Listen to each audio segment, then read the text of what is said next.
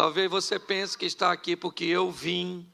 Talvez você pense que está aqui porque você viu um anúncio, uma divulgação, alguém te convidou. Eu não sei por que motivo você pensa estar aqui.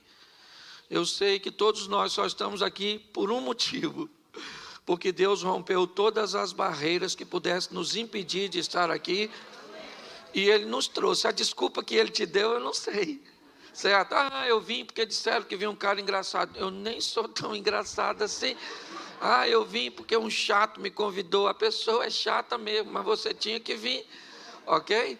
Então, eu quero compartilhar com você algo que eu acredito que pode influenciar muito o seu relacionamento com Deus e com a sua própria vida.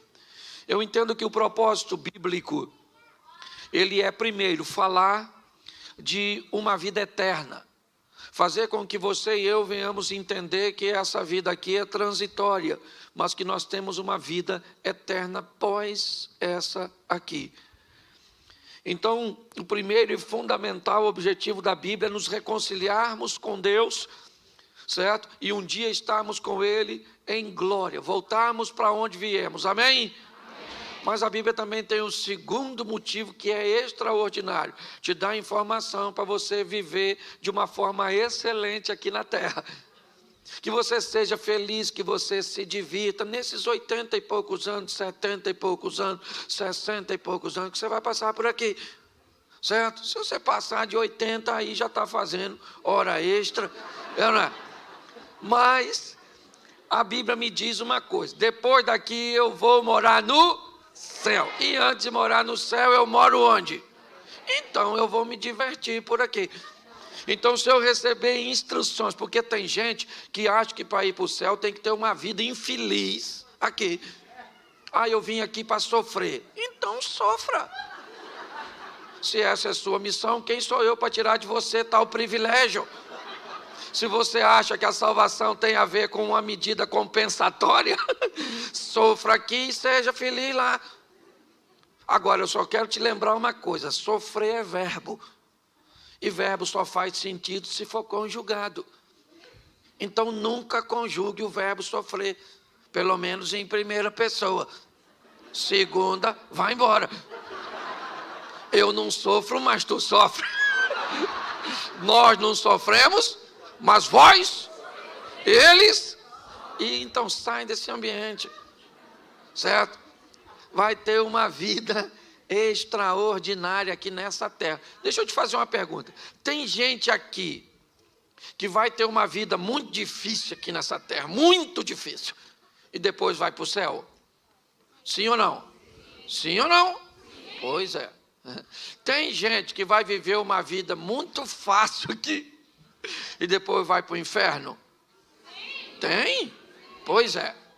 Tem gente que vai viver uma vida muito difícil aqui e depois ainda vai para o inferno.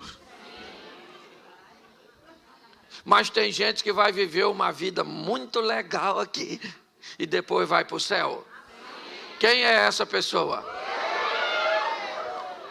Eu também. Eu não vim aqui para sofrer, certo? Então eu tenho que entender que a Bíblia diz que Deus é o mesmo sempre. Ele não muda. Nele não há sombra de variação. Então, muita gente passou por essa terra aqui e teve uma vida boa. Não é verdade?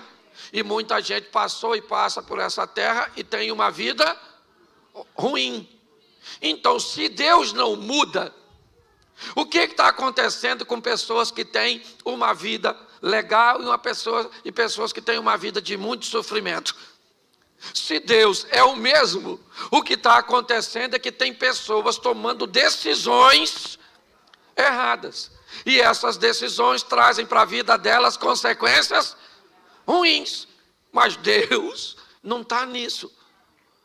Ou só está pregando vida fácil? Eu não estou pregando vida fácil. No mundo tereis? Isso aí. Mas Jesus disse: eu vim para que tenham e a tenham em... Porque a aflição é pontual, vida que é abundante. Entendeu? No mundo tereis? Quando? Lá uma vez ou outra. Uma aflição com sua esposa, uma aflição com seu filho, uma aflição com dinheiro, uma aflição com a doença. Quando? Lá uma vez ou outra. A minha vida toda de aflição. Isso não é vida, isso é saga. Entendeu? Isso não é vida.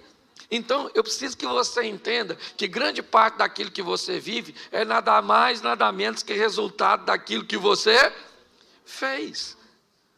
Então, entenda isso. Nós precisamos ter uma vida boa aqui. Por quê? Porque Jesus está querendo alcançar outras pessoas. E para alcançar outras pessoas, Ele quer usar seus missionários, seus representantes, que somos. Então, as pessoas olham para quem? Para a nossa vida, para saber se o Deus que está gerenciando ela é legal. Entende? Hoje nós somos propagandas. Aliás, sempre fomos. Está todo mundo de olho em nós. Será que eu quero... Como é que é o seu Deus? O meu Deus é muito bom. Uma vida de muito sofrimento, de muita luta. Mas no final, sabe? É muito difícil. Se alguém vier me falar de um Deus assim, eu vou falar, ó, fica com ele, que eu não estou afim disso não. Certo? Eu quero alguém que diga assim, ó, meu Deus é 10. Treinador, sabe o que é? Treinador de UFC. Entende? Eu estou na luta, nas batalhas, mas eu estou vencendo. Uma hora levo umas pancadas aqui, outras ali, mas no final de tudo, levanta a minha mão e sou eu que ganhei essa história. Nós temos que levar uma visão positiva para as pessoas. E daí, eu preciso te dizer mais uma coisa antes de ler o texto. Que a história bíblica ela é feita de trevas e luz. Reino das trevas em batalha contra o reino da luz. Reino das trevas, na verdade, é representando a ignorância. E o reino da luz, o conhecimento. É assim. O que nós temos que entender é que há uma batalha entre conhecimento e ignorância, entre luz e trevas. Porque o conhecimento liberta e a libertação te leva para uma nova fase da sua vida. Conhecereis a verdade e a verdade vos... Isso, Jesus é a verdade, sim ou não? Mas a verdade também é a verdade. A verdade sobre coisas. Por exemplo, quantos brasileiros temos aqui? Levanta a mão, os brasileiros. Baixa a mão. Então você vai entender o que eu vou falar, é para eu não dar um exemplo equivocado. Quem aqui lembra, né? Quando você era pequenininho assim, se você chupar uma manga, não pode tomar leite, que senão você morre. Levanta a mão. Isso aí. Quem lembra assim, quando estiver dando uma trovoada, cobre o espelho, senão atrai. Levanta a mão. Nossa, brasileiro é fantástico. Você lembra disso? Só terminou de jantar, se tomar banho, morre. Quem lembra disso? Todos nós já fomos ignorantes. Presta atenção. Hoje,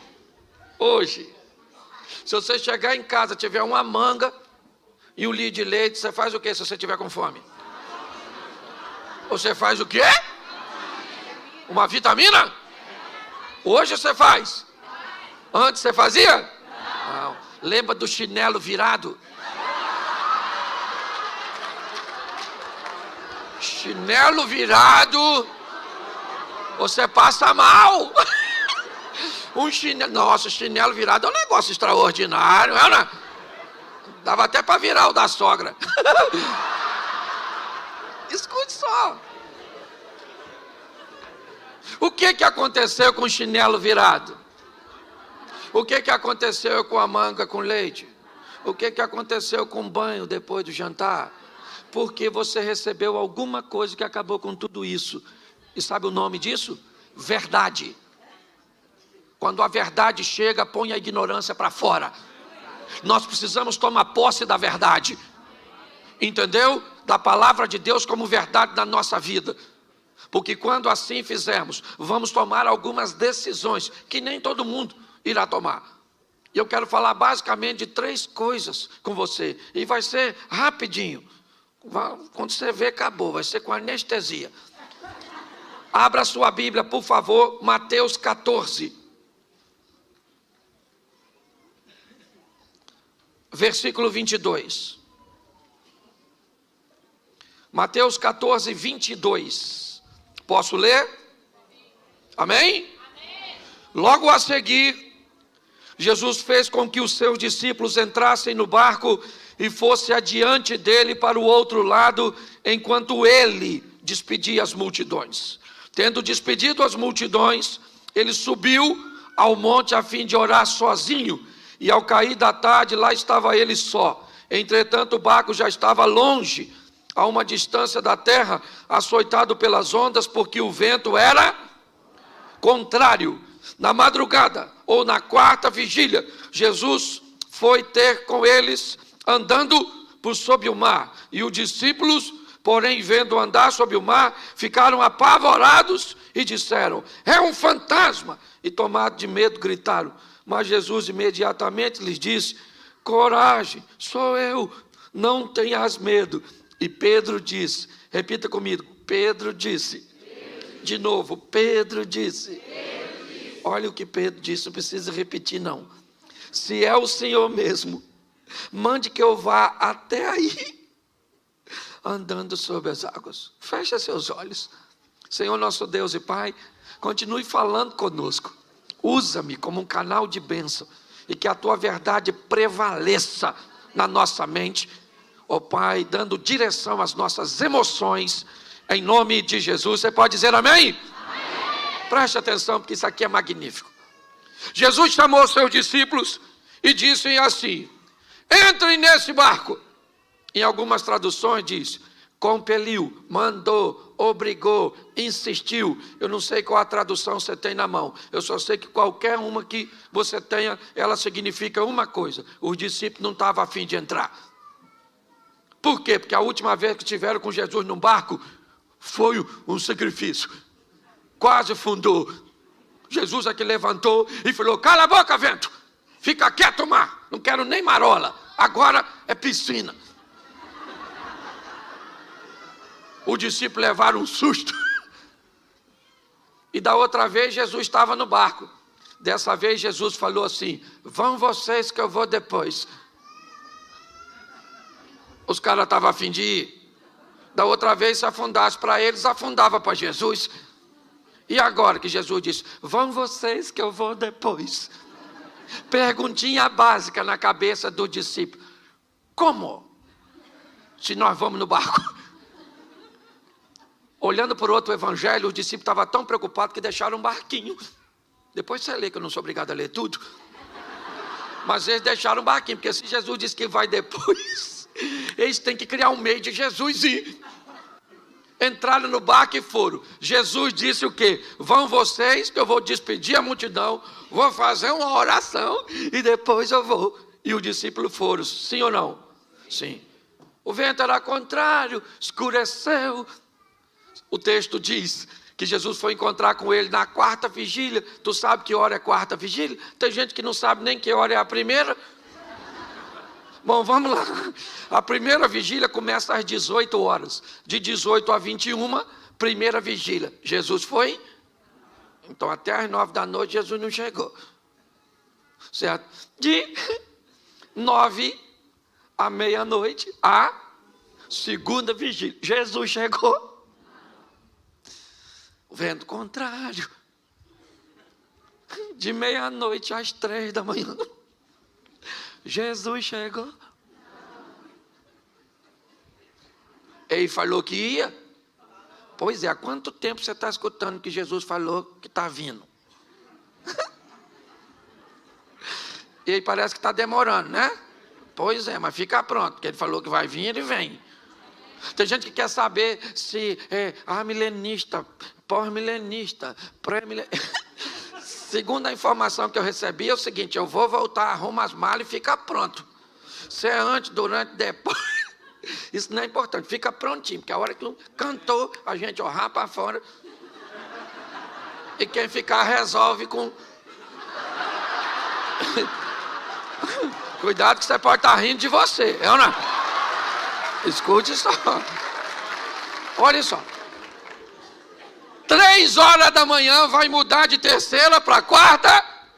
E aí começa, aí a partir das 6, hora a primeira, hora a segunda, hora a terceira, aquela coisa.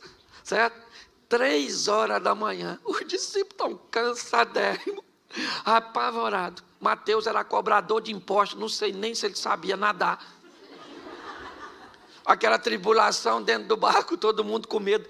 Quem é que aparece andando em cima d'água? Jesus. Podia ter avisado como é que ia. De repente os caras estão com medo. Cansar 3 horas da manhã e ele não vem mais. Eu imagino uma revolta. Vem Jesus andando em cima d'água. Tu acredita nisso? Literalmente tirando onda. Vem ele andando sobre. Quando os discípulos viram isso, começaram a gritar: olha lá um fantasma, socorro! Não tinha mulher não, era só homem. E eles começaram a gritar de medo: fantasma, fantasma. Eu imagino Jesus lá fora. Eu não falei que vinha? Para que essa gritaria? Ninguém correu. Ninguém dos discípulos saiu correndo. Por quê? Porque não tem para onde correr, filho. Nessa vida ou você enfrenta ou você enfrenta para ganhar, ou você enfrenta para... Mas você é obrigado a enfrentar. Por isso Jesus disse: eu vou estar com você nessa peleja, para que você enfrente e saia vitorioso. Quando todo mundo começou a gritar, Jesus gritou lá de fora: calma, gente, sou eu, fantasma não. Aí deu aquele silêncio, todo mundo ficou olhando, estava meio escuro, amedrontado, visibilidade baixa. Pedro olhou e falou: aí, é o senhor mesmo? Se é o senhor, manda eu ir aí. Pensa no silêncio. Como assim, Pedro? Tem um cara andando em cima d'água. Ninguém sabe ainda direito quem é. Ele olhou e disse que é Jesus, mas ninguém tem certeza disso. Preste atenção nisso, porque é muito interessante. Quando nós olhamos para este momento, o que vemos? Um ambiente de caos na mente dos discípulos, amedrontados, cansados, lidando com uma força da natureza, cuja qual é muito maior do que eles. E nesse ambiente de medo, medo para quem? Medo para todo mundo. Um ambiente de adversidade para quem? Para todo mundo. Nesse ambiente, 12 discípulos, eles têm a oportunidade de viver os mesmos medos, de enfrentar o mesmo adversário, de lidar com o mesmo problema. E nesse ambiente, um dos discípulos de Jesus se levanta, controla seu medo e diz: se é o Senhor, me manda andar sobre as águas e onde o Senhor está. Preste atenção, qual era o local mais seguro naquela ocasião? Qual era o local mais seguro? Se você estivesse lá, onde você ficaria? Pois é, gente. Nós queremos viver o sensacional, o extraordinário. Nós queremos ver o agir de Deus, mas queremos fazer o que todo mundo está fazendo, que é ficar no barco. Está na hora de sairmos do barco e protagonizarmos nossa própria história. Está na hora de pararmos de sermos meros narradores de milagres alheios e trazer um ambiente de milagres para a nossa casa, para a nossa vida, para a nossa família, para nosso casamento, para nossos filhos, para nossos negócios. Eu não tenho problema com quem encontra milagre dos outros. Não, eu tenho um montão de amigos que vivem seus milagres extraordinários. Mas eu também tenho os meus.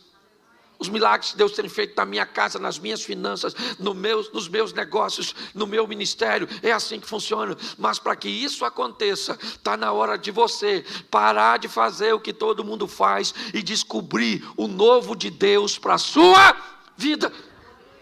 Pedro falou: deixa eu ir aí. O que Jesus falou com ele?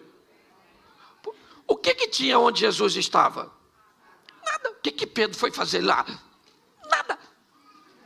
Jesus poderia falar: calma, Pedro, poxa, eu estou chegando aí. Já eu estou aí, vim aqui para quê? Jesus parou e falou: chega aí, Pedro. Pode vir. Pensa, Pedro saindo do barco. O discípulo deve ter falado o quê? Pedro bebeu? Ele não deve estar bem da cabeça. É ou não é? O que ele quer ir fazer lá fora? Bom, olha só. Pedro sai do barco? Sim ou não? Sim. E vai andar sobre? Isso. Ele vai lá, volta com Jesus. Quando Jesus entra com Pedro no barco, sabe o que os discípulos falam? Verdadeiramente, o Senhor é Filho de Deus, o poderoso. E Pedro lá deve ter falado: mas ninguém foi lá fora.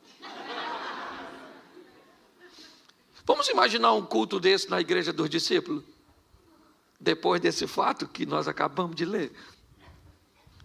Vamos imaginar 11 discípulos levantando no meio da reunião e dizendo: gente, gostaríamos de dar um testemunho. Esta semana nós vimos um homem andando sobre... Só que nesse mesmo culto Pedro poderia dizer: posso falar uma coisa? Só para deixar registrado. O homem que eles viram andando fui eu. Pastor, o que você quer dizer? Que está na hora de você fazer o que nunca fez, para viver o que nunca viveu. Está na hora de você se destacar, que os outros quiserem que se destaque, mas você tem que parar de ficar olhando para os outros. Entenda o que Deus quer fazer na sua vida, para onde Ele quer te levar, a oportunidade que Ele quer te dar. É isso que eu quero que você entenda nesse momento. Faça algo de novo pelo seu casamento. Faça algo de novo pela sua vida profissional. Faça algo de novo para o seu ministério. Faça algo de novo para que algo de novo aconteça na sua vida. Viver na mesmice vai te levar para onde? Preste atenção. Por que eu tenho vivido o que eu tenho vivido? Porque Deus me deu um negócio muito louco para fazer. Muito esquisito. É ou não é? Quantos de vocês já viram pessoas na internet me chamando de palhaço? Levanta a mão. Aí, nem precisava levantar para não me machucar. Quantos de vocês já ouviram as pessoas dizerem: esse cara não prega nada, isso é um animador de auditório, um bobão? Assim, ó. E você pensa: eu vejo tudo isso. E eu olho, às vezes eu falo: Senhor, olha o que estão falando de mim. E uma vez eu estava orando, eu senti no meu coração Jesus falando comigo: você já leu o que falava de mim? Alguém já falou que você tem poder do Beelzebub? Eu falei: isso aí também não, isso é muito grave. E Jesus falou: mas falaram de mim. Eu falei: então desculpa. Deleta a reclamação. Vou apagar essa mensagem para mim e para o Senhor. É ou não é? Você está entendendo? Está na hora de você amar como nunca amou, para ser amado como nunca foi. Está na hora de você ofertar como nunca ofertou, ser fiel como nunca foi, para prosperar como nunca prosperou. Está na hora de você orar como nunca orou, para ter poder como nunca teve.